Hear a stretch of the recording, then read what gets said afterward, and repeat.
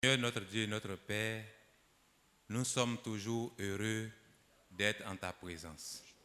Et ce soir, tu nous as convoqués, nous avons répondu présent pour recevoir de toi quelque chose. Ô Éternel, nous te demandons que tu nous rendes obéissants et que tu nous remplis de ton Esprit Saint. Amen. Ô Dieu, voici ton serviteur. Il va se tenir là.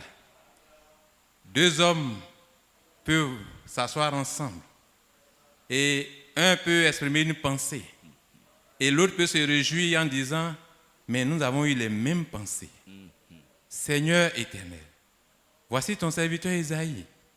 Fais-le entrer dans tes pensées, Amen. De sorte que s'accomplisse, ta divine puissance, et que Seigneur lui-même il soit heureux parce que tu l'as utilisé. Amen. Et nous aussi nous soyons heureux parce que tu nous as visités. Amen.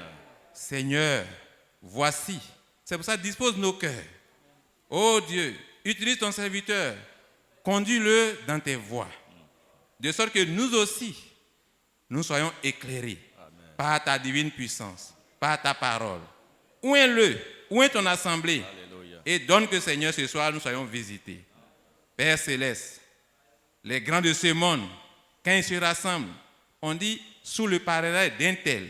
Mais quand le parrain ne vient pas, il y a un problème. On se pose la question, mais pourquoi il n'est pas venu? On dit, non, il a envoyé son représentant. Mais Seigneur, avec toi, il n'est pas question de représentant. Amen. Que ton Esprit Saint prenne le contrôle de toute cette salle. Amen. Et de sorte que, Père, nous soyons visités puissamment. Que le surnaturel vienne, Seigneur. Et qu'on sente ta présence au milieu Alléluia. De nous ce soir. Comme au temps de nos pères et apôtres, viens et parle, dispose nos cœurs et que tous nous soyons visités ce soir au nom de Jésus-Christ. Amen. Amen. Nous nous mettons. Grand Dieu d'Abraham, le Dieu d'Isaac et de Jacob, le Tout-Puissant, tu n'as pas voulu régner seul. Et c'est pour cela que tu es devenu un homme. Tu t'es fait un homme pour avoir une épouse, pour régner pendant 1000 ans sur cette terre. Et nous sommes heureux de comprendre que nous, à Sikensi, à Brafouébi, à Bessédi, tu as trouvé des élus qui vont régner avec toi dans ce monde. Et tu les as protégés. Et tu as veillé sur eux jusqu'en 2021. Et je crois de tout mon cœur que tu veilleras sur eux jusqu'à ce que tu viennes. Parce que tu les as élus avant la fondation du monde. Père Saint, un élu de Dieu, il ne peut jamais, jamais, jamais abandonner le chemin. Oui, un élu de Dieu, quelle que soit la maladie, quelles que soient les souffrances, quelles que soient les épreuves, tiendra comme Job et dira, je sais que moi aussi, mes yeux, pas les yeux d'un autre. Et nous tous, nous savons qu'un jour, pas les yeux d'un autre, mais que nos yeux verront Jésus. Bénis Désiré, bénis Zouzou, bénis tes serviteurs, bénis les diacres qui étaient en mission, qui sont encore en mission et qui sont de retour. Bénis toute l'église, les techniciens, les musiciens, nos jeunes musiciens, que tu les bénisses richement. Les techniciens, que tu les bénisses, que tu les arroses, que tu arroses les musiciennes, que tu arroses toute l'église de ta bénédiction. Et je crois qu'un jour nous serons avec toi. Purifie les lèvres de ton esclave, de ton serviteur, afin que je puisse parler de ta part. Viens et prends-moi et parle pour que nous puissions grandir au nom de Jésus-Christ. Amen. Restons debout, prenons toujours le livre de Daniel. Vous ne savez pas pourquoi on prend toujours ce livre. C'est prophétique et donc il faut que le peuple soit préparé. Prenons Daniel chapitre 3. et le verset 15.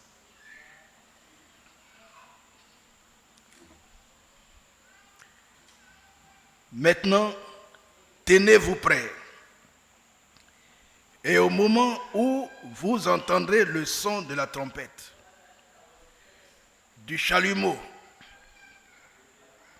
de la guitare, de la sambuc, du psalterion, de la cornemuse et de toutes sortes d'instruments, vous vous prosternerez et vous adorerez la statue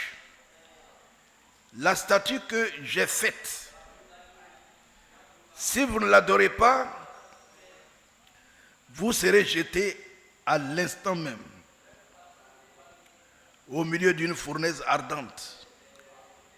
Et quel est le Dieu qui vous délivrera de ma main? Shadrach, Meshach et Abednego répliquèrent au roi Nebuchadnezzar: nous n'avons pas besoin de te répondre là-dessus. Voici notre Dieu que nous servons peut nous délivrer de la fournaise ardente. Et il nous délivrera de ta main, ô roi. Sinon sache, ô roi, que nous ne servirons pas tes dieux et que nous n'adorerons pas la statue d'or que tu as élevée. Seigneur notre Dieu et notre Père, nous te disons merci pour cette lecture et pour ces trois jeunes gens qui sont pour nous, qui sommes parvenus à la fin des temps, un modèle et un grand modèle.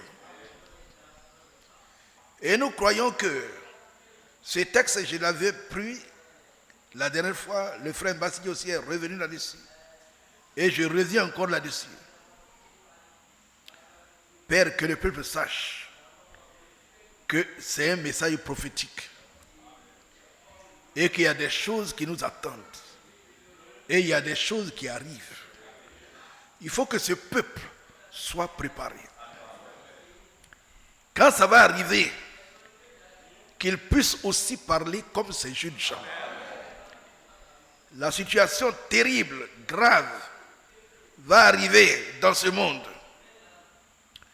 où l'adoration sera obligatoire, où les choses seront obligatoires, où ceci sera obligatoire. Tout sera obligatoire. Père, viens et conduis-nous. Viens et prépare ton peuple. Prépare ton peuple afin que nous puissions être prêts quand cela arrivera. Bénis donc la lecture de cette parole au nom de Jésus-Christ. Amen. Veuillez vous asseoir. Frères et sœurs, vous allez vous demander, mais pourquoi toujours Daniel? C'est un message prophétique. Il s'agit d'un homme appelé Nebuchadnezzar, qui a élevé une statue de près de 13 mètres de haut. Et il demande au monde entier d'adorer la statue. C'est prophétique parce que le temps vient où aussi un homme va s'élever sur cette terre pour obliger le monde entier à l'adorer. Mais je vous dis, le monde l'adorera, sauf les élus. Amen. Amen. C'est pour cela que le message était prêt et le frère Mbassi est venu parler de ça la dernière fois. Je dis gloire à Dieu. Frère, mais ce soir-là, le message a pour titre comment toucher le cœur de Dieu. Vraiment, frère, il y a des situations qui, quand elles arrivent, celui qui en est l'auteur, touche le cœur de Dieu, ébranle le ciel. Frères et sœurs, dans votre vie de chaque jour, comment vous allez faire pour toucher le cœur de Dieu? Je vous dis, j'ai entendu tout à l'heure Clémentine. J'ai entendu un nom Clémentine dans les requêtes. Olivier a dit ceci. Clémentine ne faisait pas d'enfant. Avec Bertin, ils sont mariés près de 13 ans sans enfant. Mais quand les autres femmes accouchaient, Clémentine s'occupait de ces femmes. Ils habitaient tous chez Olivier. Et on voyait la femme qui n'a jamais d'enfant, qui s'occupe du bébé, qui chauffe l'eau pour ses camarades, qui fait ceci, qui va à gauche, à droite, elle court partout. Ce qu'elle a fait là a touché le cœur d'Olivier. Elle a réussi. Olivier a observé la femme. Il a observé la femme et ça a touché son cœur. Ça a touché son cœur. Les femmes qui d'ordinaire sont jalouses quand les autres ont, qu'elles n'ont pas, mais celle-là, elle est dans la joie. Et même elle s'implique. C'est-à-dire, elle agit, elle se met au travail pour les autres. C'est-à-dire, elle est heureuse parce que les autres sont bénis. Le cœur d'Olivier a été touché. Olivier a eu le cœur touché. Et il dit, Bertin, prends ta femme là, venez. Allons chez Esaïe. Esaïe, voici quelque chose. Ceux-là, ils ne font pas d'enfants. Mais dans ma cour là, quand il y a un bébé, c'est elle qui travaille. Je viens pour que tu implores le nom du grand Dieu. Pour que, comme elle se réjouit du bonheur des autres, que ce bonheur lui soit aussi accordé. Frère, c'est ça, Mardoché est venu au monde. Mardoché dont on parle, qui a pris son baptême la dernière fois. Là. Je leur ai dit, vous voulez combien d'enfants? Ils ont dit 3. Et Dieu leur a donné 4. Ils sont là. Mais quand on raconte l'histoire, le cœur d'un homme de Dieu a été touché. Le cœur d'Olivier a été touché. Et il a agi. Ce que nous venons de lire, quand vous voyez 3 jeunes gens, vous voyez un grand feu. Le feu est comme une montagne qui brûle à combien de degrés? On dit même les militaires qui ont attrapé les jeunes gens pour les jeter dans le feu, eux ils n'étaient pas dans le feu mais ils sont morts. Donc regardez la puissance du feu. C'est comme un four qui brûlait à plus de 1000 degrés.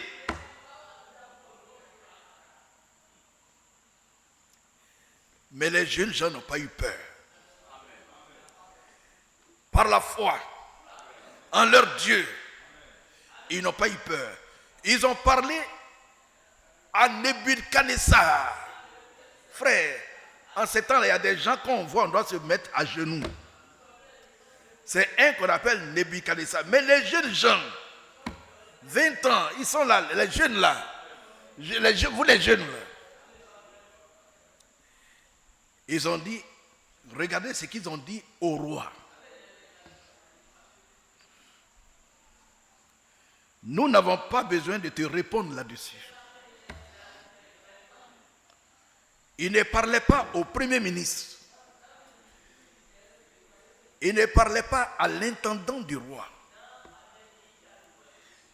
Les jeunes gens parlaient au roi lui-même. Est-ce que vous comprenez? Les jeunes gens parlaient, si vous voulez, au président lui-même. Voici notre Dieu que nous servons. Peut nous délivrer de la fournaise ardente. Et ils ajoutent, et il nous délivrera de ta main, ô roi.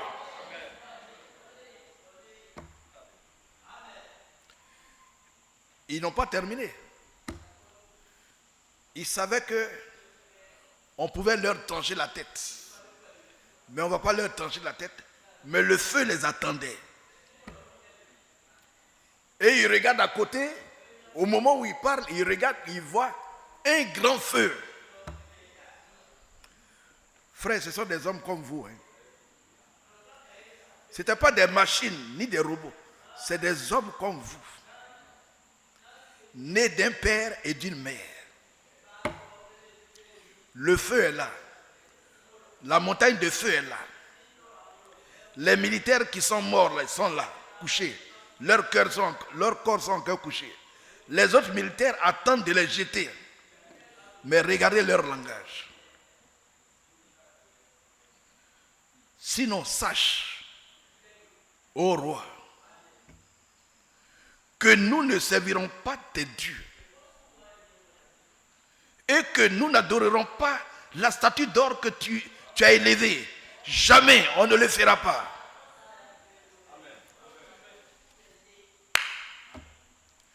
Frère, ça c'est une préfiguration des choses à venir. Dans ce monde que vous voyez là, bientôt une grande statue va s'élever. Et on va obliger le monde entier à adorer. Amen. Et on va obliger le monde à adorer la bête et son image. Lisez hein, l'Apocalypse. Apocalypse 13. Bientôt, l'adoration va être obligatoire. Et je vous dis, frère, le monde entier appartient à l'œcuménisme. Sauf un groupe. On te connaît, on nous connaît. Ils ont recensé les églises et on nous connaît. Et la doctrine de base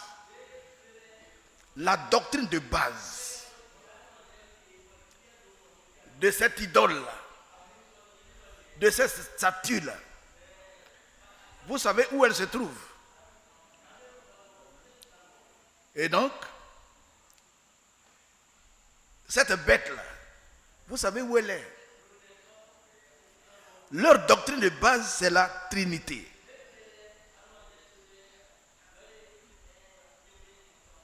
Aujourd'hui, là, toutes les églises baptisent au nom du Père, du Fils et du Saint-Esprit. Sauf ici. Est-ce que vous comprenez? Donc, je vous dis la vérité, frère. Tous ceux qui ont accepté cette doctrine, ils ont adoré la statue de Nebuchadnezzar. La grande Babylone, Rome. Parce que la Trinité vient de catholiques. C'est l'Église catholique qui a envoyé le baptême trinitaire. Les protestants d'alors n'avaient pas accepté. Mais aujourd'hui, les vrais protestants là, c'est nous. on n'acceptera jamais cette doctrine. On ne va jamais l'accepter. Vous comprenez? Mais après l'enlèvement, frère, je vous prie, je vous en prie. Faisons tout pour être enlevés. Est-ce que vous êtes d'accord? Il faut tout faire pour prendre part à l'enlèvement. Et c'est pour cela que nous jeûnons et prions pour que tout le monde soit rempli de l'esprit. Sinon, après l'enlèvement, là, frère, ça va chauffer. Ce que nous lisons va se produire. Aujourd'hui, ils ne peuvent pas le faire parce que Dieu les retient. Donc, c'est pour cela que les gens nous laissent. Mais j'ai été touché. J'étais à Livocep. On a un cousin qui est mort. C'est un grand type. Un Garza. Ils ne sont pas nombreux en Côte d'Ivoire. Les ingénieurs des arts et métiers. Ils étaient tous là au nombre de 11. Mais ils sont allés autour du cercueil. Ils ont fait quelque chose. On dirait c'est un peu comme du spiritisme. Des Garza. On les appelle comme ça. L'église méthodiste Sema, protestant Sema était là. Frère, j'ai eu pitié. Réjouissez-vous, frère. Réjouissez-vous. Le ciel vous appartient. Ce que vous recevez là, c'est de l'or. Les gens ont soif, mais ils n'ont pas la nourriture. Il n'y a rien même. Il y a du spectacle. On a vu du spectacle. Blaise a tout filmé. On a vu du spectacle. Mais il n'y a pas de vie. J'imaginais dans cette salle appelée salle où faut boigner, où tous les grands étaient assis, avec des Européens étaient assis. Il fallait un homme pour les éclairer. Mais il n'y en a pas. Si un aveugle conduit un autre aveugle, les deux tomberont dans le même trou. Je vous dis, frère, ce sont les aveugles qui conduisent le monde aujourd'hui. Je parle bien du monde religieux. Le monde religieux est conduit par les aveugles. Et ils tomberont dans le même trou. Gloire soit rendue à Dieu, qui nous a sortis du monde des ténèbres, pour que nous puissions parler un jour comme Shadrach. Même aujourd'hui, nous parlons comme Shadrach, Meshach, Abednego.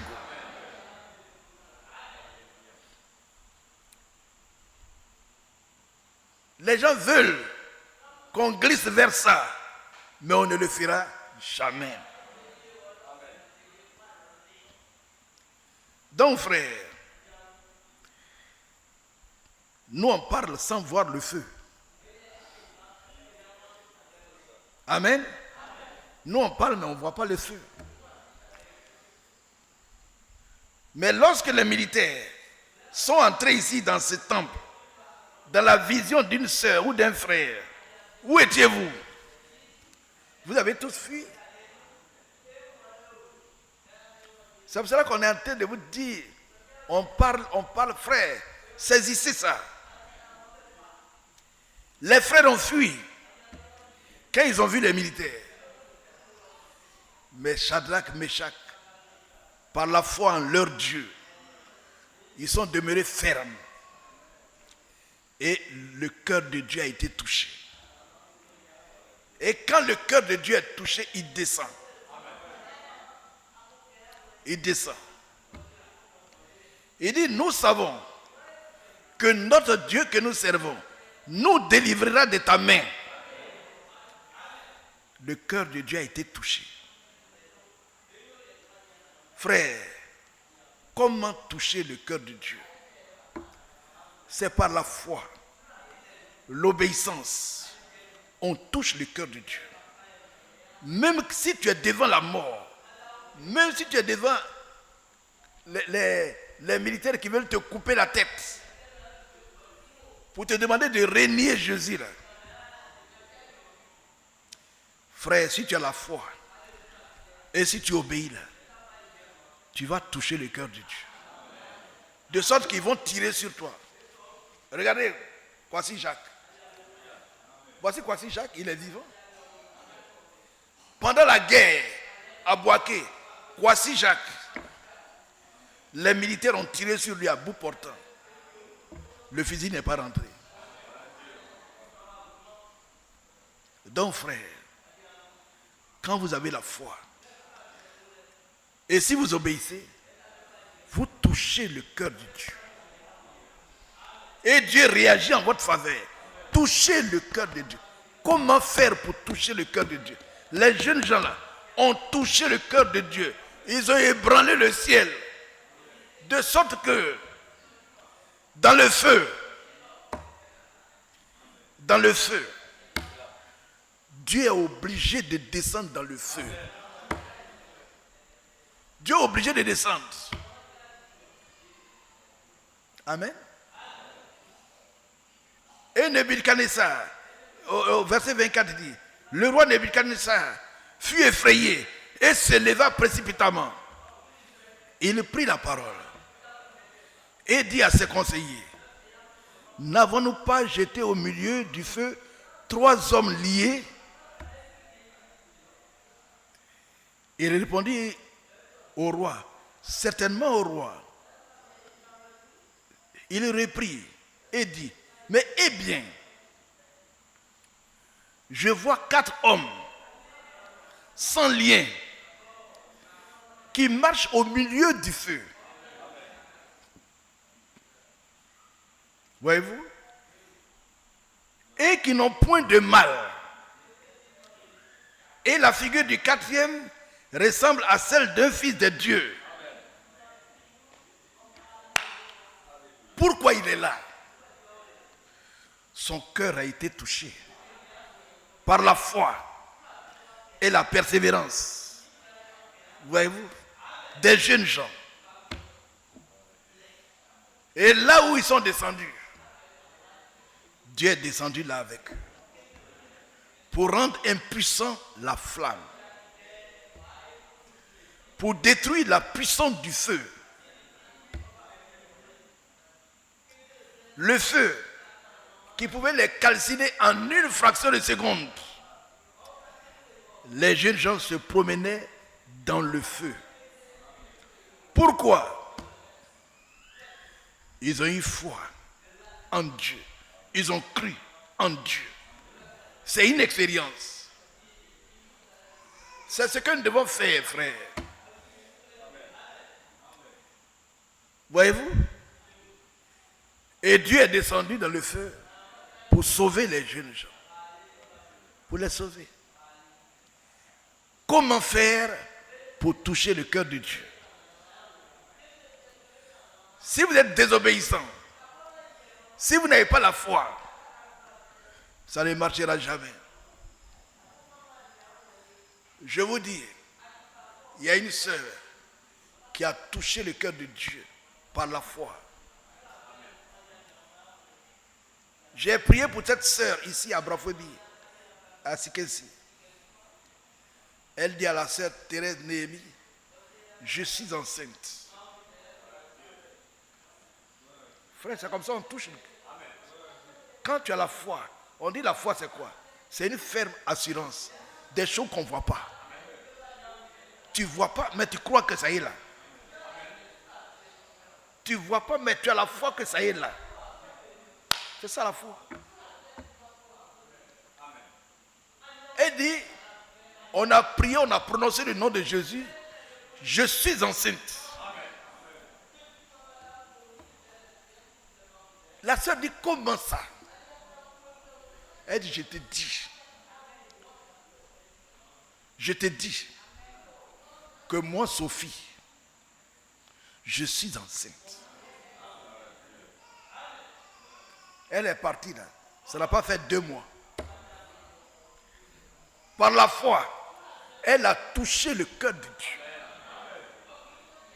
Elle a touché C'est la foi. C'est la foi qui ébranle le ciel.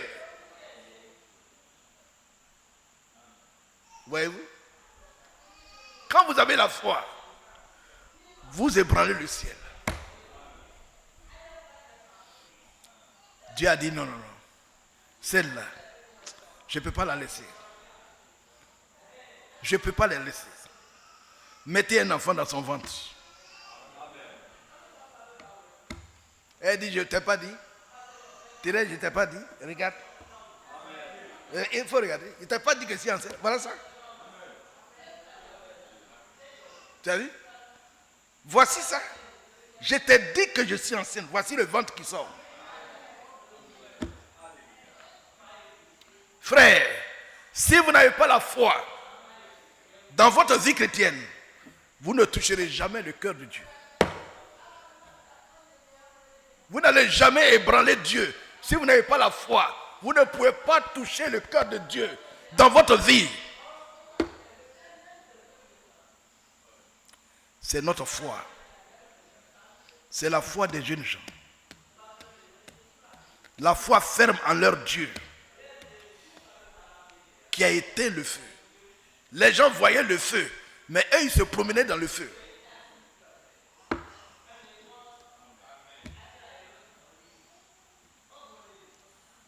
C'est pour cela que la Bible dit, si un homme n'a pas de foi, il ne peut pas être agréable à Dieu. Parce qu'il fait Dieu menteur. Et la Bible dit qu'un tel homme ne s'imagine pas qu'il recevra quelque chose de Dieu. Tu ne recevras rien. Rien.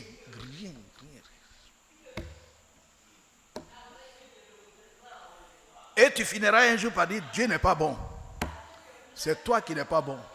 C'est toi qui es incrédule.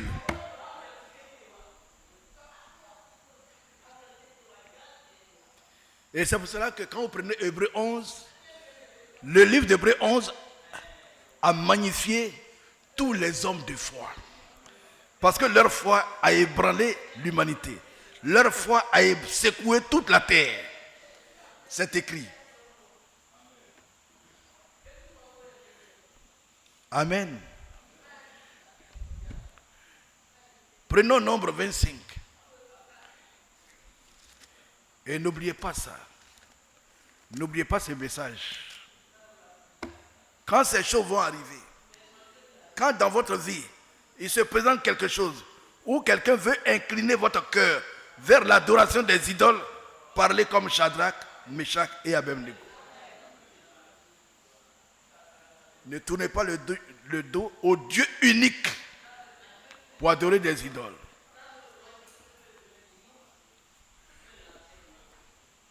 Prenez Nombre 25. Nombre 25.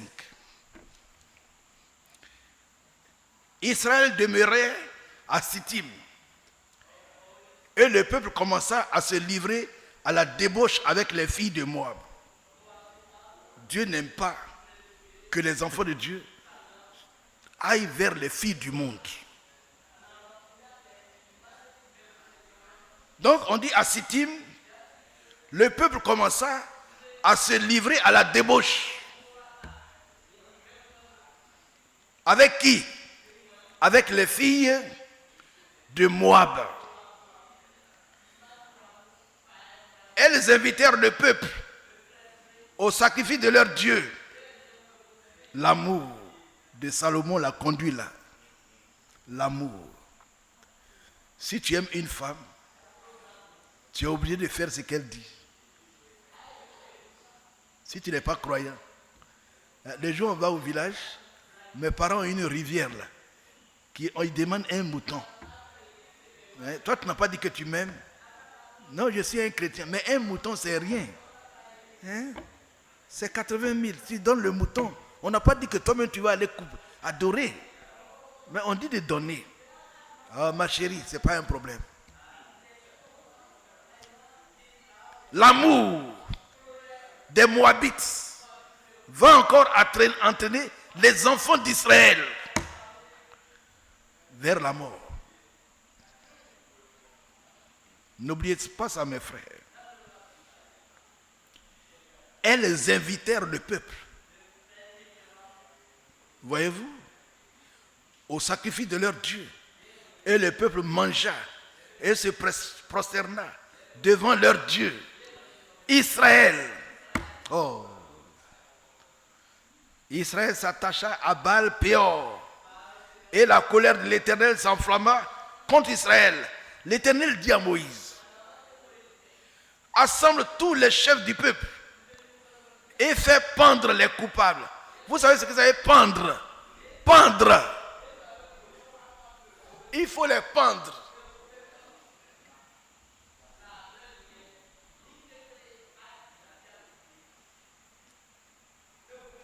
Il faut pendre les coupables devant l'Éternel en face du soleil, afin que la colère ardente de l'Éternel se détourne d'Israël. Moïse dit aux juges d'Israël que chacun de vous tue ceux de ces gens qui sont attachés à Baal-Péor. Et voici un homme des enfants d'Israël vint et amena vers ses frères une Madianite. Vous voyez, souvent quand on prêche la parole de Dieu, il y en a qui disent, moi je m'en fous. Je fais ce que je veux. Donc il y a un Israélite, lui dit, s'en fout. Qu'est-ce que vous racontez? Moi je vais vous prouver que je suis libre. Je suis libre de faire ce que je veux. Et donc, pendant que tout le monde était arrêté là, il va prendre une Madianite sous les yeux de Moïse et sous les yeux de toute l'assemblée des enfants d'Israël, tandis qu'il pleurait à l'entrée de la tente d'assignation. Tout le monde était en train de pleurer. Oh Dieu, on a mal fait, on a mal fait. C'est comme on est en train de gêner et prier. Il dit, gêner et prier, ça c'est l'histoire. C'est maintenant je vais pécher même. Je vais faire. Allez, faites, hein. Faut faire. Faut faire. Dieu, il a créé les yeux, il ne voit pas où. Dieu, il ne voit pas, il faut faire. C'est toi qui vois, Dieu, il ne voit pas. Tu es un insensé, dit la Bible. Celui qui a créé les yeux. Et tu dis qu'il ne voit pas. Pendant que tout le monde pleurait. Parce qu'ils sont allés vers des femmes étrangères. Lui là, il dit, lui va pécher devant tout le monde et puis on va voir. Il allait prendre une Madianite devant tout Israël. On le voit. Il s'en va faire l'amour avec la femme devant tout le monde.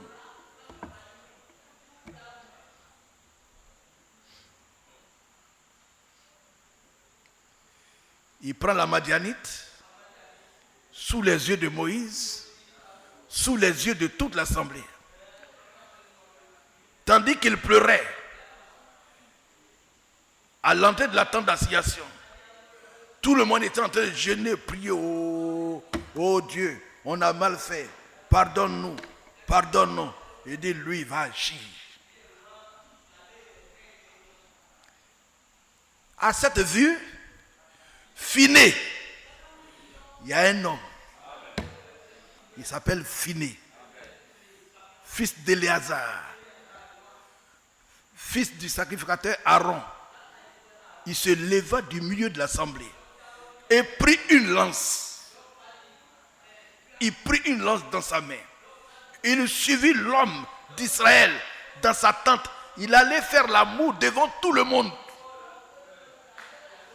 Est-ce que l'homme n'est pas libre de faire ce qu'il veut? Phiné a vu ça. Il a pris son épée. Il a suivi l'homme. Regardez ce qu'il va faire. Il suivit l'homme d'Israël dans sa tente et il les perça tous les deux. Déjà, ils étaient en train de faire l'amour. Il allait les percer dans le bas-ventre, l'un comme l'autre. Il les a déchirés. Par le bas-ventre, il a déchiré la femme, il a déchiré l'homme.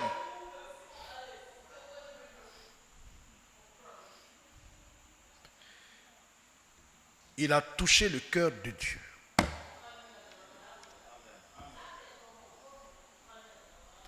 Il a touché le cœur de Dieu. Vous avez entendu? Il a touché le cœur. Par ce geste-là, il a touché le cœur de Dieu. Frères et sœurs, comment faire pour toucher le cœur de Dieu? Dans ta vie, il y a des situations qui vont se présenter. Ce que tu dois faire pour toucher le cœur de Dieu là, apprends-le à le faire maintenant. Il y a une situation, Dieu est en colère, mais il y a un qui s'appelle Finé. Il va agir, et sa manière d'agir là, va toucher le cœur de Dieu. Et la Bible dit, Amen. La Bible dit, et la plaie s'arrêta. Déjà, il y a eu combien de morts? 24 000 morts. 24 000 morts pour la débauche, pour le péché dans le pays. 24 000 morts. Mais quand Finé est entré dans la tente pour agir de cette manière, il a touché le cœur de Dieu, de sorte que Dieu a arrêté la plaie. Amen. Oh! Qu'il y ait des Finés dans l'église. Des Finés dans l'église. Qu'il y ait des Finés dans l'église. Et non pas des gens comme ce garçon-là. Voyez-vous? Qui veut pécher pour montrer que le péché c'est une bonne chose. Et la plaie s'arrêta. Parmi les enfants d'Israël, il y eut 24 000 qui moururent de la plaie. 24 000. C'est qu'ici on est combien? C'est comme tout ce qu'ici est perdu. Frère, 24 000 morts. Dieu aide le péché. Frère, je vous en prie. Aujourd'hui, on se cache pour pécher. On se cache pour pécher. Dieu n'agit pas, on croit que Dieu ne voit pas. Dieu aide le péché. 24 000 morts.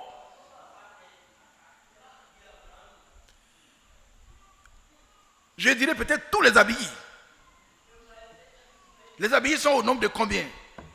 On n'a pas fait ces statistiques-là pour connaître. Nous, on étudiait les élèves. Combien d'élèves à Gaumont, combien d'élèves? C'est le nombre d'élèves qu'on connaissait. Mais pas la population. Mais si Dieu tuait à Sikensi 24 000 personnes, il va en rester combien? 24 000. Sikensi, on est combien de mille? Brafobi, ils sont combien? Les gens sont tous morts. Le village est vide. Les villages sont aujourd'hui vides. Quand on venait en 72, les villages étaient remplis. Aujourd'hui, tout est vide. Il y a combien de personnes à Gaumont? Il y a combien à Sayue? À Soukouebi?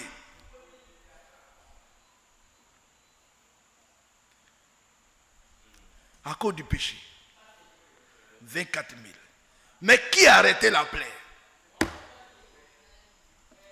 C'est un homme qui croit en Dieu. Un homme de foi. Un homme qui a confiance en Dieu. Un homme qui ne veut pas que les gens se moquent de Dieu. Il s'appelle Finé.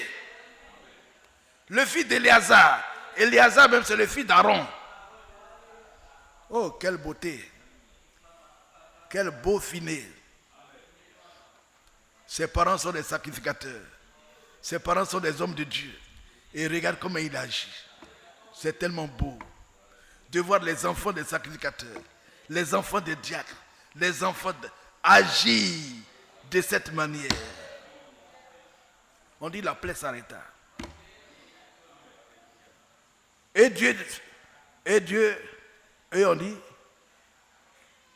Et la plaie s'arrêta. Voilà. Et que dit Dieu? L'Éternel parla à Moïse et dit, Phiné, fils d'Éléazar, fils du sacrificateur Aaron, a détourné ma fureur de dessus les enfants d'Israël. Parce qu'il a été animé de mon zèle au milieu d'eux. Et je n'ai point dans ma colère consumé les enfants d'Israël. Parce que Dieu voulait les consumer, c'est-à-dire les détruire, les exterminer.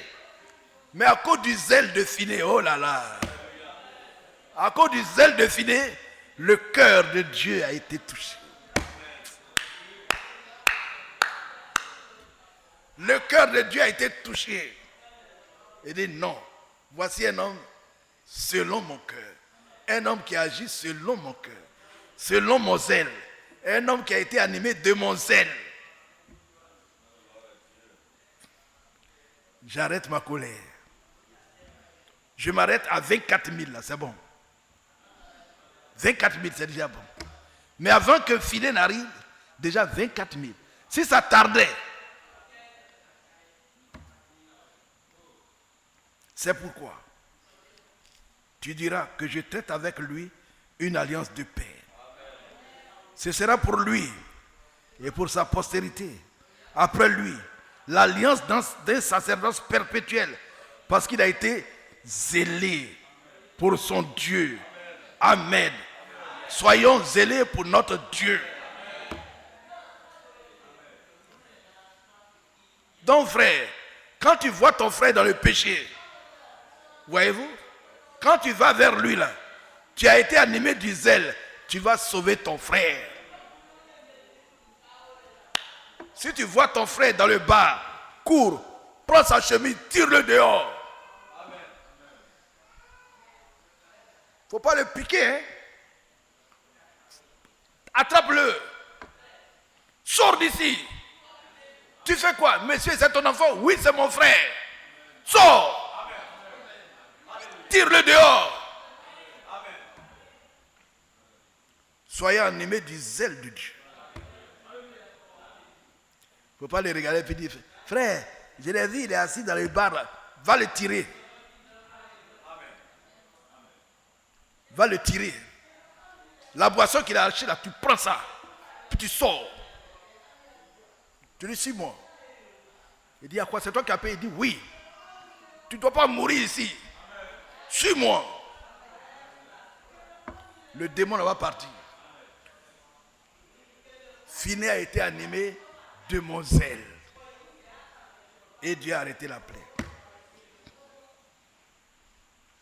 J'établis une alliance avec lui. Dans le sacerdoce, lui, sa postérité et tous, ils vont me servir. Parce qu'il a été animé du zèle de Dieu. Le zèle de Dieu. Amen. Quand vous prenez Genèse, ce que nous avons vu, c'est des choses qui touchent le cœur de Dieu. Et la bénédiction suit automatiquement. Voyez-vous? Tu vois? Quand vous prenez Genèse 22, on prend le vieil Abraham. Le cœur de Dieu a été touché. Dieu n'a jamais imaginé qu'un vieil homme allait prendre son enfant, l'égorger. Tu vois? Sous son ordonnance. Oh. Frère, c'est imaginable. Quand vous prenez Genèse 22, voyez-vous? Le verset 9. Lorsqu'ils furent arrivés au lieu que Dieu lui avait dit, Abraham y éleva un autel et rangea le bois. Ce n'était pas du cinéma. Oh. Frère, toucher le cœur de Dieu.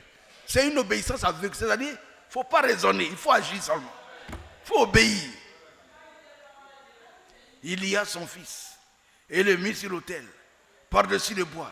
Puis Abraham étendit la main et prit le couteau. Frère, non. C'est-à-dire, on lit, mes frères, la scène. la scène, ton fils, tu prends couteau. Même regarde quand l'enfant est blessé. Regarde comment on fait. L'enfant est blessé, tu as vu le sang là. Allez, envoyez du citron. Citron, Céline, allez, le citron. Allez, mettez-le, frottez. Le couteau. Abraham prit son couteau pour faire ce que Dieu lui a dit de faire.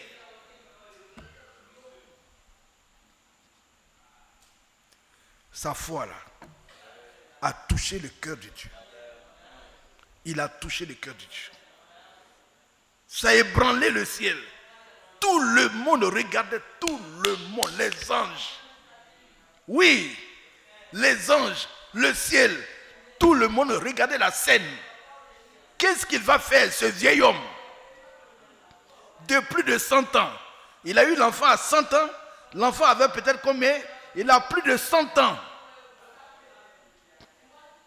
Une longue barbe blanche avec un couteau pour égorger. Abraham prit le couteau. Il a touché le cœur de Dieu. Il a touché le cœur de Dieu. Mon frère, nous avons besoin aujourd'hui là de toucher le cœur de Dieu par la foi et l'obéissance. La foi, il faut toucher le cœur de Dieu. Par une foi aveugle, une foi sans raisonnement, sans calcul. Voilà. Sans calcul. Vous voyez, Abraham étendit la main et prit le couteau pour égorger. Prit le couteau pour égorger son fils, comme le Seigneur lui a ordonné.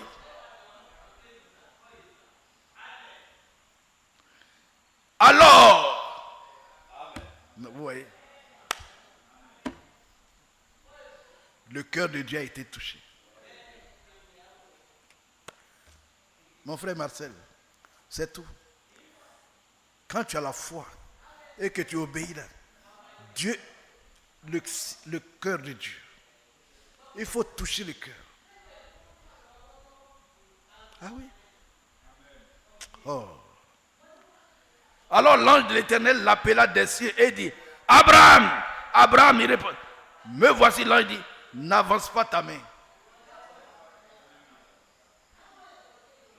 sur l'enfant et ne lui fais rien. Car je sais maintenant que tu crains Dieu, la foi et l'obéissance.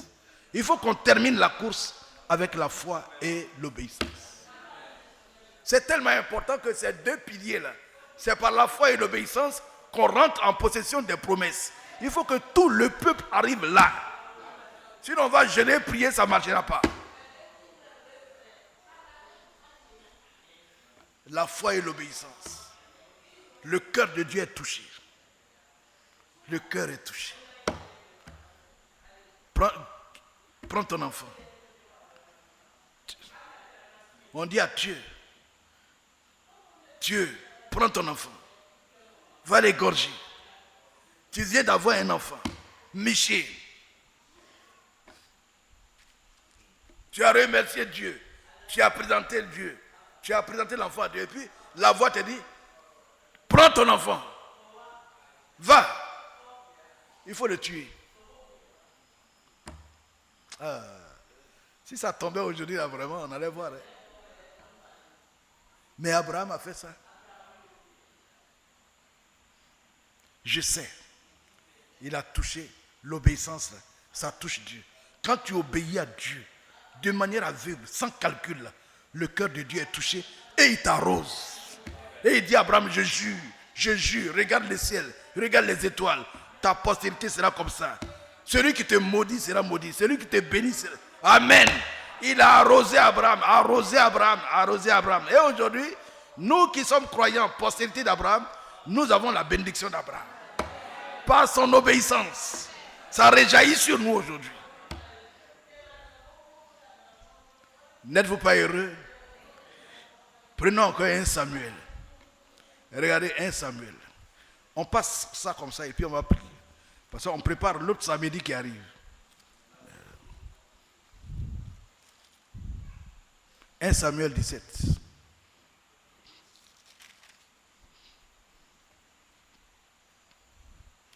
1 Samuel 17, le verset 33.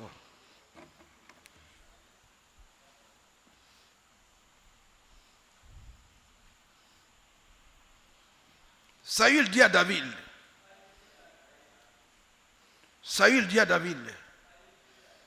tu ne peux pas aller te battre avec ce Philistin, car tu es un enfant. Tu es trop petit. Le Philistin, là, il a près de 4 mètres de haut. Tu es un enfant. Tu ne peux pas aller te battre avec lui.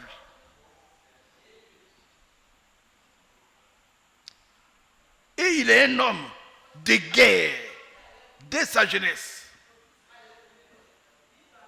David dit à Saül, ton serviteur faisait paître les brebis de son père. Et quand un lion ou un ours venait en enlever une du troupeau, je courais après lui. Je le frappais. Et j'arrachais la brebis de sa gueule. S'il se dressait contre moi, je le saisissais par la gorge. Je le frappais. Et je le tuais. Saül, je ne suis pas un enfant.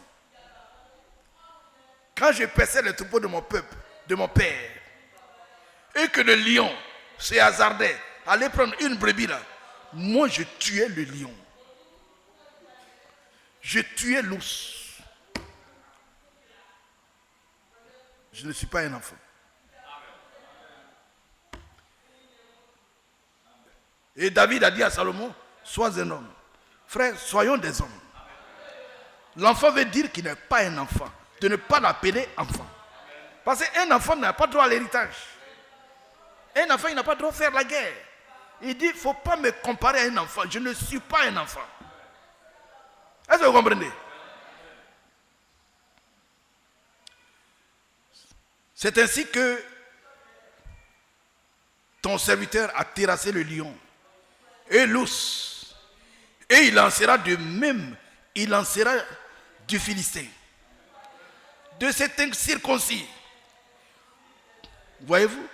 Comme de l'un d'eux, car il a insulté l'armée du Dieu vivant. Il a insulté Dieu.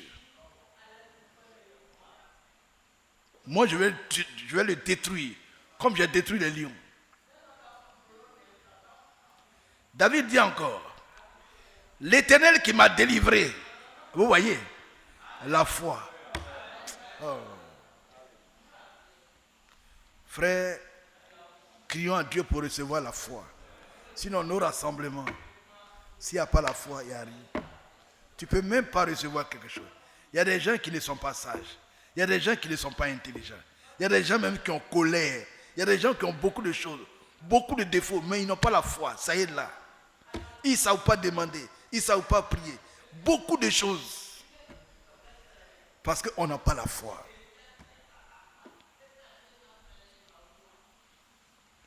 Que dit l'enfant? Un enfant. David.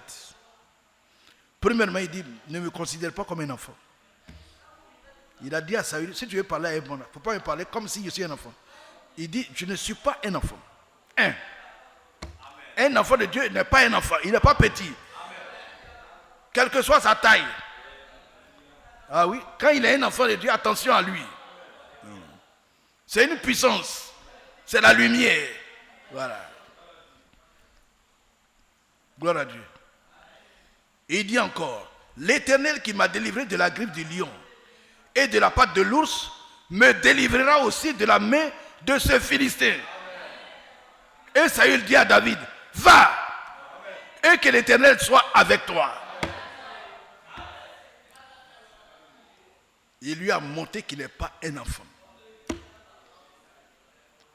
Montrez aux gens que vous n'êtes pas un enfant. que vous êtes un fils de Dieu et que le Dieu qui vous a toujours gardé, préservé là, il est toujours avec vous. Donc vous n'êtes pas un enfant. Alors Saül va habiller Saül va habiller l'enfant.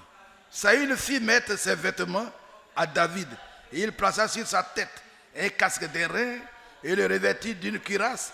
David ceignit l'épée de Saül par-dessus ses habits et voulut marcher, car il n'avait pas encore essayé. Mais il dit à Saül, je ne puis pas marcher avec cette armure. Je ne suis pas habitué. Et il s'en débarrassa. Ne comptez pas sur les hommes. N'ayez pas foi en l'homme. Ne mettez pas votre confiance en l'homme. Mettez une confiance totale en Dieu. Saül a voulu l'aider en lui donnant des armes, en l'équipant. Il dit non, ton équipement n'est pas valable. Moi, je veux l'équipement de Dieu. Et Dieu lui-même va l'équiper. Comment? Simplement. Amen. Gloire à Dieu. Au verset 40, il prit en main son bâton, choisit dans le torrent 5 pierres polies. Et William Branham dit quoi? Il dit 5 pierres. Regardez le nom de Jésus. C'est combien de lettres? 5 lettres. Vous voyez, ça représente Dieu. Il a pris 5. 5, c'est le chiffre de la grâce. Il s'en va. Il va avancer avec les 5. Oh, merveilleux. Et il prit en main son bâton, choisit dans le torrent 5 pierres polies et les mit dans sa gibecière de berger et dans sa poche. Puis sa fronde à la main, il s'avança contre le Philistin. Regardez l'armure qu'il avait. Le Philistin s'approcha peu à peu de David. Et l'homme qui portait son bouclier marchait devant lui. Le Philistin regarda. Et lorsqu'il aperçut David, il le méprisa, ne voyant en lui qu'un enfant blond et d'une belle figure. Le Philistin dit à David, suis-je un chien pour que tu viennes à moi avec des bâtons? Et après l'avoir maudit par ses dieux, il ajouta, viens vers moi et je donnerai ta chair aux oiseaux du ciel et aux bêtes des champs. David dit aux Philistins, comme Shadrach, Meshach et Abednego parlèrent à Nebuchadnezzar. Frère, la foi là, ça ébranle le ciel. Oh là là. Tu marches contre moi avec l'épée, la lance et le javelot. Et moi, je marche contre toi au nom de l'Éternel des armées. Voilà. C'est comme ça. Ayons foi en Dieu. Ça suffit. Quelle que soit ta taille, quel que soit ton âge, aie foi en Dieu. Alléluia. Aujourd'hui, voilà. Il dit, je marche contre toi avec le Dieu de l'armée d'Israël que tu as insulté. Voyez-vous? Et moi, je marche contre toi au nom de l'Éternel des armées, du Dieu de l'armée d'Israël que tu as insulté. Aujourd'hui, l'Éternel te livrera entre mes mains. Je t'abattrai et je te couperai la tête.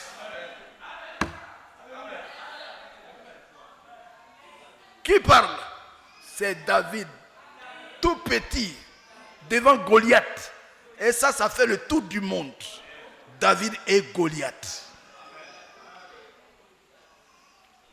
Quand un pays comme la Russie va faire palabre à la Côte d'Ivoire, on dit non, toi c'est David et Goliath. Un grand pays contre un petit pays. Un grand homme contre un petit homme. Un homme de près de 4 mètres de haut, 3 mètres, 4 mètres de haut. Et regardez sa taille. Et regardez David avancer. C'est comme un petit poussé. Mais que dit David? par la foi en son Dieu, il dit, moi, aujourd'hui, là, je vais te tuer, je vais couper ta tête. Ce n'était pas de la plaisanterie. Ce qui était en lui était plus puissant que ce qui est de vous. Ce qui est en vous, là, c'est ça qui parle. Voilà. Amen. Aujourd'hui, je donnerai les cadavres du camp des Philistins aux oiseaux du ciel et aux animaux de la terre. Et toute la terre saura qu'Israël a un Dieu. Et toute cette multitude saura que ce n'est ni par l'épée, ni par la lance que l'Éternel sauve, car la victoire appartient à l'Éternel. Et il vous livre entre nos mains. C'est tout. Aussitôt que les Philistins se mit en mouvement pour marcher au devant de David, David courut sur le champ de bataille à la rencontre des Philistins. Il mit la main dans sa gibecière. Il prit une pierre et la lança avec sa fronde. Il frappa le Philistin au front. Et la pierre s'enfonça dans le front du Philistin, qui tomba le visage contre terre. La pierre que David a lancée là, qui a fait pénétrer ça dans sa tête? C'est comme un fusil qu'on a tiré. Comme les Kalachnikov là, qu'on a tiré. C'est entré dedans directement. Le monsieur est tombé. L'homme de 4 mètres là est tombé. Amen. Ainsi, avec une fronde et une pierre, David fut plus fort que le Philistin. Il le terrassa et lui ôta la vie, sans avoir d'épée à la main. Ce n'est ni par la force, ni par la puissance, mais par mon esprit. Il courut, s'arrêta près du Philistin, se saisit de son épée, qu'il tira du fourreau, le tua et lui coupa la tête. Les Philistins, voyant que leur héros était mort, prirent la fuite. Et les hommes d'Israël et de Juda poussèrent des cris et allèrent à la poursuite des Philistins jusqu'à dans la vallée et jusqu'aux portes d'Écron. Les Philistins blessés à mort tombèrent dans le chemin de Charaïm jusqu'à Gath et jusqu'à Écron. Et les enfants d'Israël revinrent de la poursuite des Philistins. Voilà. Et pillèrent leur camp. David prit la tête du Philistin et la porta à Jérusalem. Et il mit dans sa tente les armes du Philistin. Amen. La foi et l'obéissance ont ébranlé le ciel. Le petit garçon là a touché le cœur de Dieu. Et Dieu est descendu pour faire tomber Goliath. C'est Dieu qui a fait tomber Goliath. Sinon il aurait découpé le petit. Mais par la foi, il a touché le cœur de Dieu. Et Dieu a agi. Que le nom du Seigneur soit béni. Amen. Donc vous voyez que si on veut allonger, je vais vous prendre assez de temps, assez de temps, assez de temps. Prenons Matthieu 15. On va prendre seulement quelques passages là. Prenez Matthieu 15. Matthieu 15. Matthieu chapitre 15. Et dans la Bible, il y a beaucoup de situations comme ça. Mais je prends ça seulement. Et les autres, on va passer comme ça rapidement. Il faudrait que nous soyons tous armés pour les batailles à venir. La foi. Le Seigneur lui-même a dit, quand il reviendra, trouvera-t-il la foi sur la terre? Frère, il faut qu'on ait la foi. Voilà. C'est la foi qui touche le cœur de Dieu. Amen. Matthieu 15, 21. Matthieu 15, 21. Jésus étant parti de là, se retira dans le territoire de Tyr et de Sidon. Et voici, une femme cananéenne qui venait de ses contrées lui cria, « Aie pitié de moi, Seigneur, fils de David. Ma fille est cruellement tourmentée par le démon. » Il ne lui répondit pas un mot. Et ses disciples s'approchèrent et lui dirent, avec instance, « Renvoie-la, car elle crie derrière nous. » Et il répondit, « Je n'ai été envoyé qu'aux brebis perdues de la maison d'Israël. » Mais elle vint se prosterner devant lui, disant, « Seigneur, secours-moi. Secours-moi. Ma fille est cruellement malade, elle va mourir. Pardon, Seigneur Jésus. » Jésus répondit, « Il n'est pas bien de prendre le pain des enfants et de le jeter aux petits chiens. »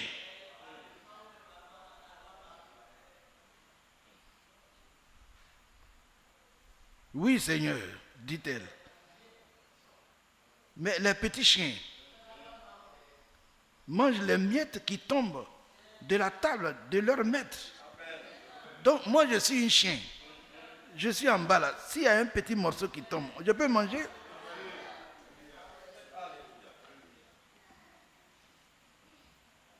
Ça a touché le cœur de Jésus.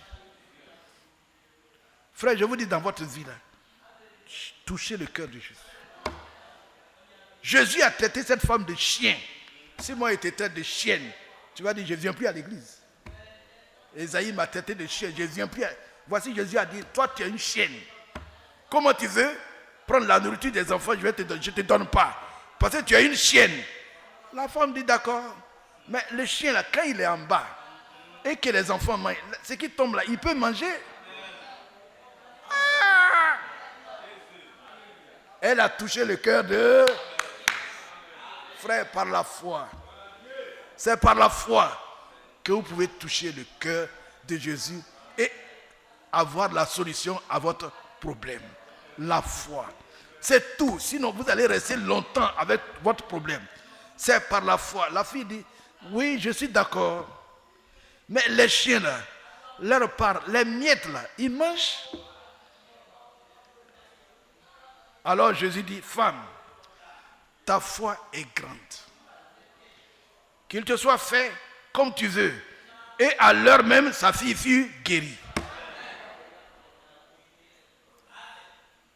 Elle a touché le cœur de Dieu. Elle a touché. Comme cette femme qui pouvait dire, je sais que quand je vais toucher sa robe, je serai guéri. Elle a touché, en même temps le sang s'est arrêté. Net. Voyez-vous? On a vu aussi Bartimée. Oh! Jésus, fils de David, aie pitié de moi. Aie pitié de moi. Il bouscule les gens, il court. Jésus, fils de David. Les gens le... Tais-toi!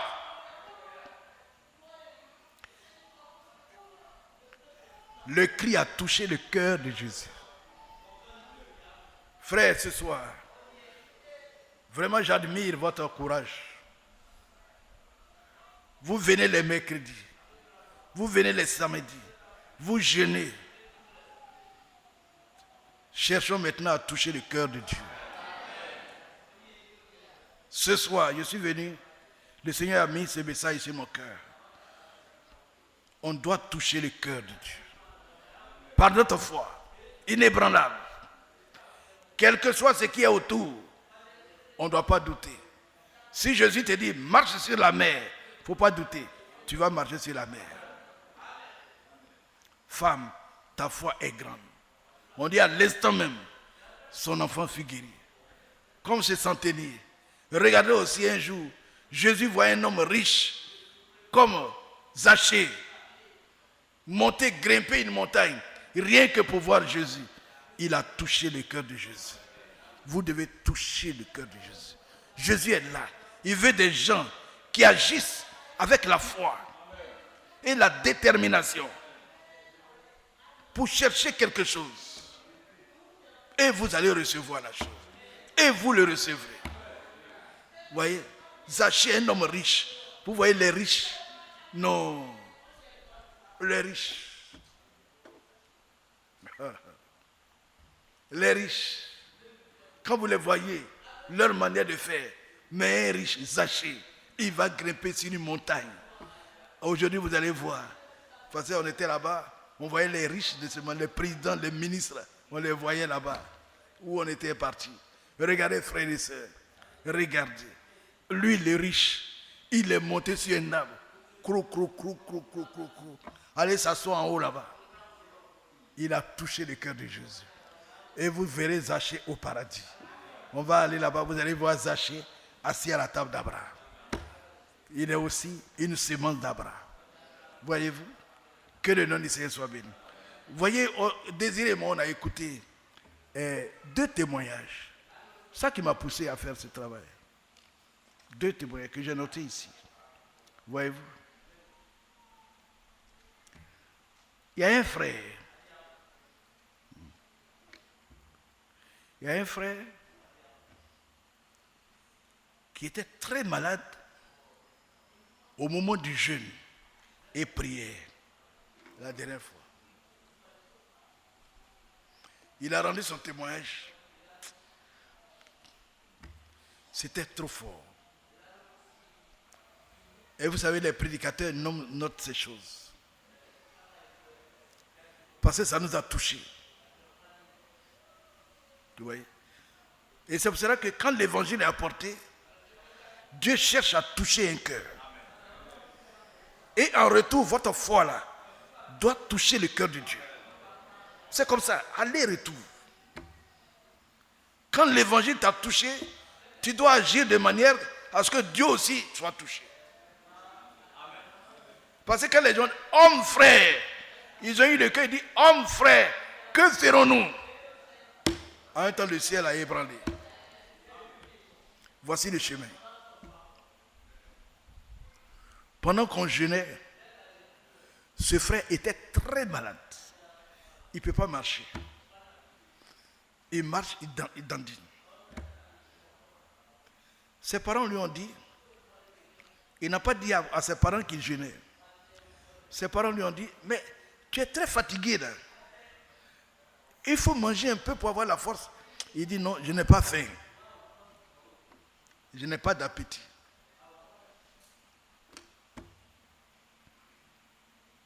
Mais aujourd'hui là, mais tu vas aller à l'église?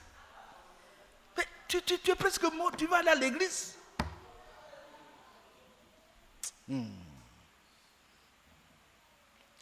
Il prend ses forces.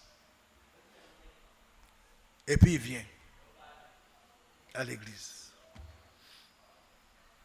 Quand il vient, il est là. Pendant ce temps, il y a des gens qui ne sont pas venus à l'église. Et il y a des gens aussi qui n'ont pas jeûné. Mais voici un homme malade, flegmatique, qui était au bord de la mort, mais qui a obéi. La foi et l'obéissance. Il est arrivé. Désiré lisait les papiers, les requêtes. Le Seigneur lui dit, mais il faut écrire. Il faut écrire, puis tu vas donner. Comme ça, il dit, Seigneur, tu sais que moi, je ne suis pas allé à l'école. Je ne suis pas allé à l'école. Je ne sais pas écrire. Donc, comment je vais écrire? Il est assis là, hein, et puis il parle à Dieu. Tu sais que je ne sais pas écrire. Je ne sais pas aussi aller à l'école. Comment je vais écrire? Mais je sais que quand le serviteur de Dieu, le pasteur là, il va prier là. Quand il a fini ce qu'il a écrit, il dit toujours, levez-vous. Les malades là, ceux qui sont malades, là je vais me lever. Et puis il va prier pour moi.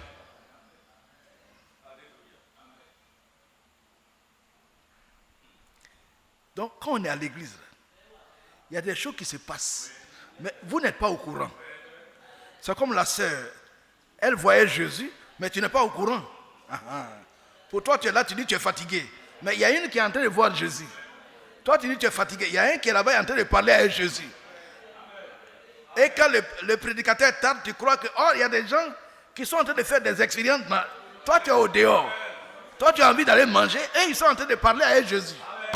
C'est ce que vous ne savez pas. Je ne sais pas écrire. Je n'ai jamais été à l'école. Mais Seigneur, tu sais que je ne sais pas écrire. Donc, quand le pasteur va prier pour les malades, c'est là que je vais me lever. Désiré faire des notes, on a parlé, les malades, on a prié. Bon, ceux qui ne se portent pas bien, levez-vous. Il s'est levé. On a prié pour lui. Il a eu des forces. Il est reparti à la maison.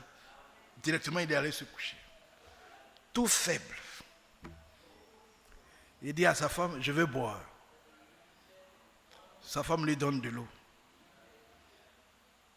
Il boit. Sa femme veut aller prendre l'eau. Le seau disparaît. Elle prend un autre seau. Le seau, c'est difficile. Satan ne veut pas qu'on lui donne l'eau. Jusqu'à elle a pu avoir un peu d'eau. Il a bu, il s'est endormi. Dans un profond sommeil. Il dort, il dort, il dort. Quand il se réveille, c'est fini. Il est plus fort qu'avant. Toute la maladie a disparu. Il est guéri à 1000%. Et il a rendu gloire à Dieu.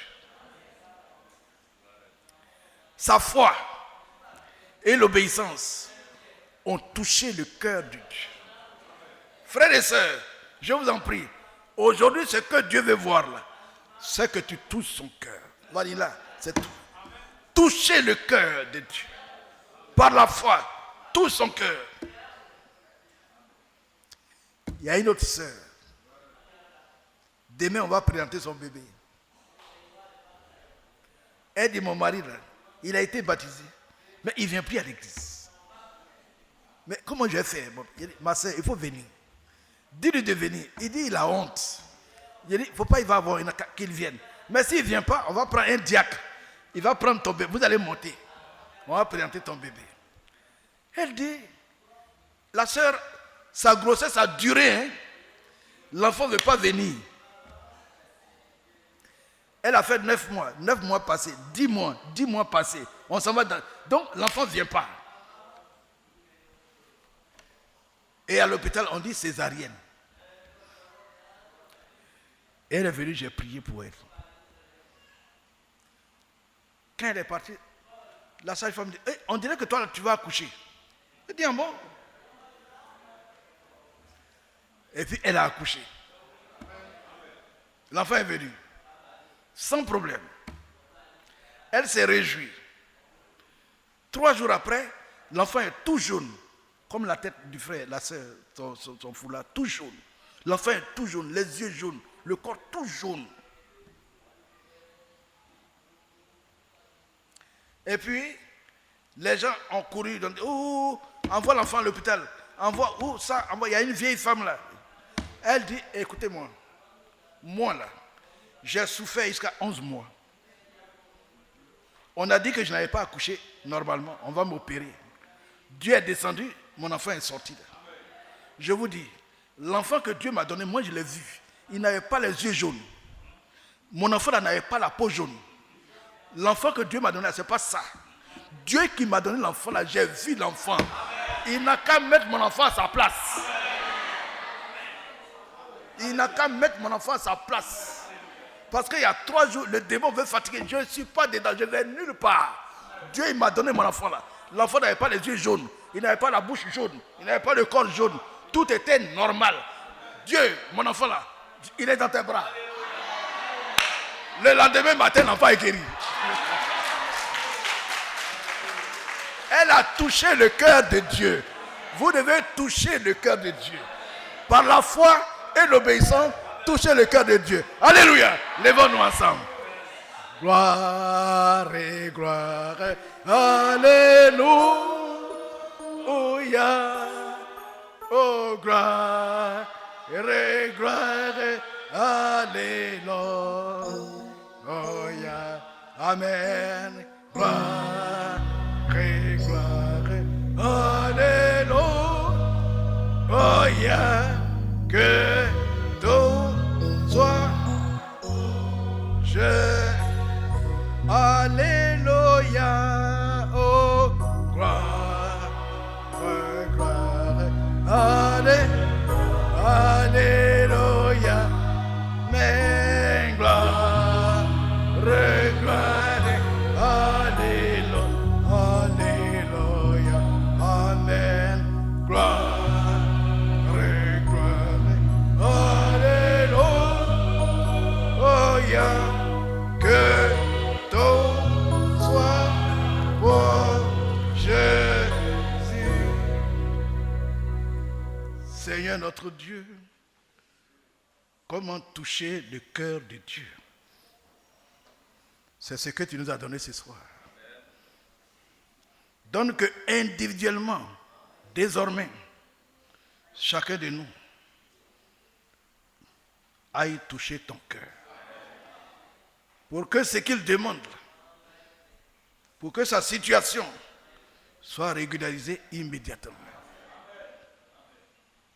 Cela ne peut s'opérer sans la foi et sans l'obéissance. Et nous avons parcouru les Écritures. On pouvait aller encore loin davantage, mais ça suffit. Et tes enfants ont reçu. Nous allons crier à toi. On n'a pas touché ton cœur à cause de notre incrédulité. On n'a pas touché ton cœur. Au contraire, Dieu était fâché avec nous. Il nous a regardé et dit, regardez-moi ça. Regardez-moi ça. J'ai tout accompli à la croix. Regarde ce qu'il a dit. Regarde ce qu'il a dit. J'ai vaincu Satan. J'ai tout vaincu. Regarde la prière. Regarde quelle prière. Y aura-t-il une deuxième croix? Pardon de notre incrédulité. Frères, allons demander pardon à Dieu. On a manqué le but. Regardez des hommes, des jeunes gens, des femmes, dans l'Ancien Testament, dans le Nouveau, ils ont touché le cœur de Dieu. Et ils ont eu la solution. Mon frère, Dieu te demande, désormais toi aussi, prends courage, va de l'avant et fais ébranler le cœur de Dieu pour toi, au nom de Jésus. Amen. Prions tous ensemble. Prions tous ensemble. Prions tous ensemble. Prions tous ensemble. Prions tous ensemble. Prions tous ensemble. Prions tous ensemble. Prions tous ensemble. Prions tous ensemble.